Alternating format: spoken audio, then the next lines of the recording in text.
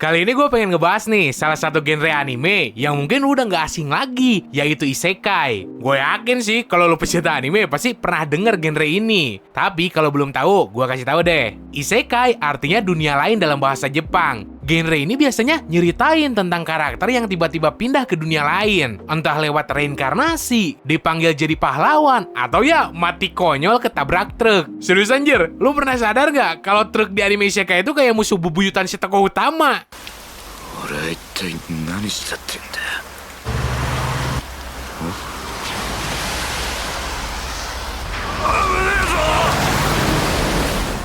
Isekai udah jadi salah satu genre paling gede di dunia anime. Dari anime klasik kayak Inuyasha lah, sampai modern kayak Sword Art Online. Genre ini terus booming. Tapi pernah gak lu mikir kenapa Isekai bisa sepopuler itu? Apakah cuma karena dunianya keren atau ada alasan lain yang lebih dalam? Nah, di video ini kita bakal bongkar bareng-bareng alasan dibalik fenomena ini. Japanese society is everybody go running same way. They cannot see the outside, living in a very closed, very small world. Only working is existing 19 hours or sometimes it's over 24 hours. Sebelum kita ngomongin isekai lebih jauh, kita harus ngeliat dulu realita hidup di Jepang. Sebagian besar orang Jepang, terutama di kota besar, hidup di bawah tekanan yang luar biasa. Lu bayangin deh, bangun pagi-pagi, naik kereta penuh sesak, kerja lembur sampai malam dan kagak dibayar, terus pulang cuma buat tidur. Itu tuh tiap hari. Kehidupan kayak gini bikin banyak orang Jepang ngerasa hidup mereka monoton. Dan ya, kagak berarti. These are businessmen passed out on the streets of Tokyo after a long day at the office, a culture of extreme overwork, oftentimes to the point of complete exhaustion and even death. Disinilah genre isekai masuk sebagai pelarian. Banyak karakter utama di anime isekai juga berasal dari latar belakang yang mirip. Mereka biasanya kagak punya hidup yang bahagia. Ada hikikomori lah, gamer nit, atau cuma orang biasa yang hidupnya ngebosenin. Pas mereka mati dan masuk ke dunia lain, itu tuh kayak tombol reset buat mereka. Mereka dapat kesempatan kedua buat ngemulai semuanya dari awal. 生前部屋で悶々としながら何度夢見ただろう。突然美少女の居候ができたらきっと俺は頑張れる。そんな夢は叶ってしまった。けれど俺の足は動かない。外にはあの絶望が待っている。怖くて一歩も踏み出せない。心の中で本気になると誓っても体は決してついてこない。泣きそうだ。 Jadi, reinkarnasi anime isekai ini lebih dari sekedar cerita fantasi. Ini adalah simbol harapan. Harapan buat ngeriset hidup yang berantakan mulai dari nol. Yang jadi cita-cita para orang Jepang. Makanya nih genre bisa populer banget di sana. Bisa jadi pahlawan lah, penyihir atau raja. Siapa sih yang kagak mau hidup kayak gitu? Apalagi kalau dari awal cerita lu udah dikasih kekuatan yang nge-cheat dan jadi overpowered.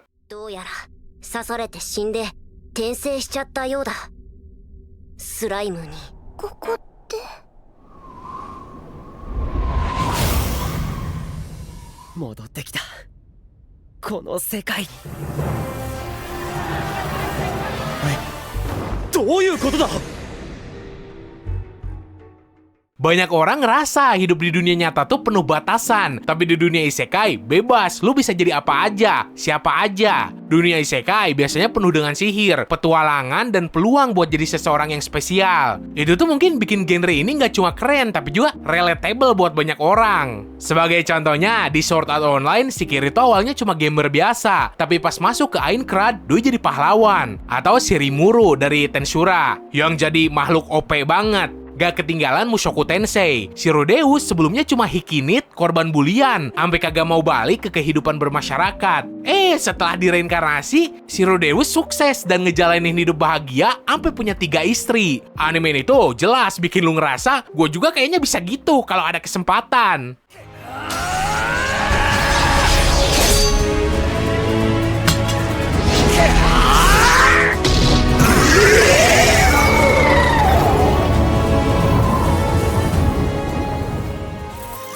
Unique skill 捕食者を使用しますか?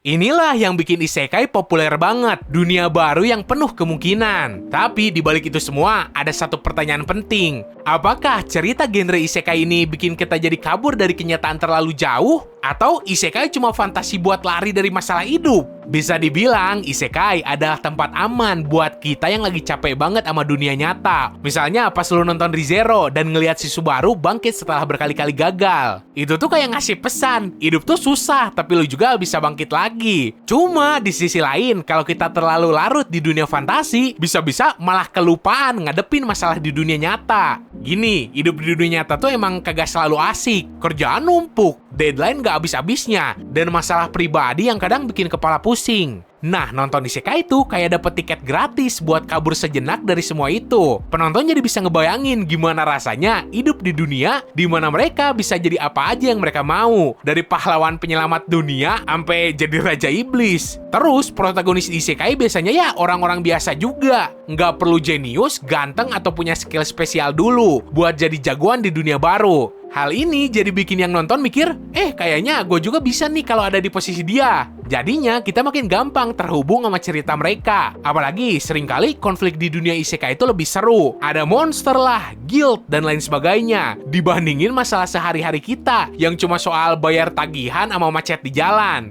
Itulah yang bikin genre ini jadi favorit banget buat semua orang. 今度はこちらの番だな。絶望を知れ。ブラックホール。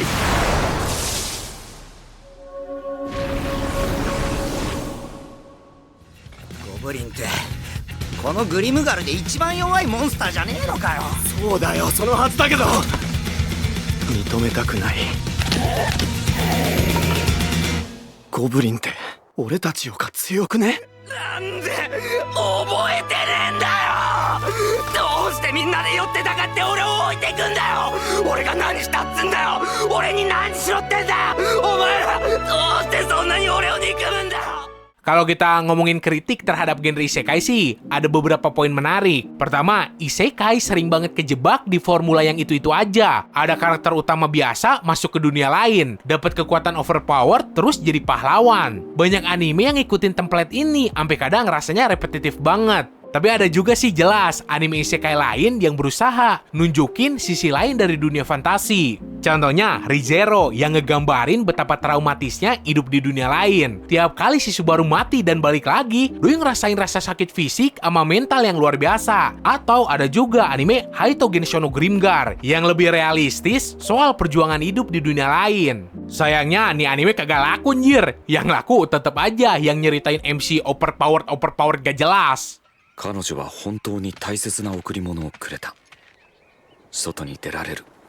引きこもりからの脱却。ここが俺の人生のスタートライン。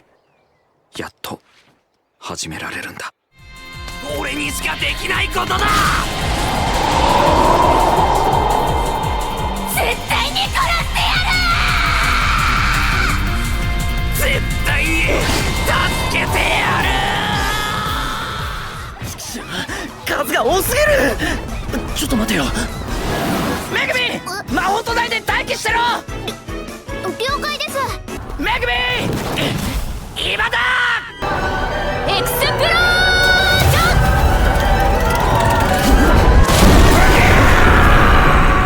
Walaupun isekai sering dikritik, tapi ada juga pelajaran yang bisa kita ambil. Genre ini ngajarin soal kesempatan kedua dan gimana kita bisa ngeperbaikin diri. Reinkarnasi itu kayak metafora buat nggak nyerah sama hidup, bahkan kalau kita udah gagal. Si Rudeus dari Mushoku Tensei adalah contoh yang bagus. Doi mulai hidupnya sebagai hikikomori yang nyeselin banyak hal. Tapi di dunia barunya, Doi belajar jadi orang yang lebih baik, berdamai sama masa lalunya, dan mulai ngebangun masa depan yang cerah.「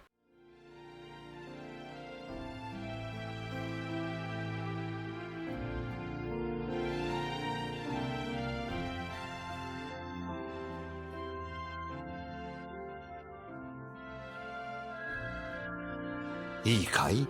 辛いことがあっても人に優しくしていれば自分にも幸せはきっとやってくる。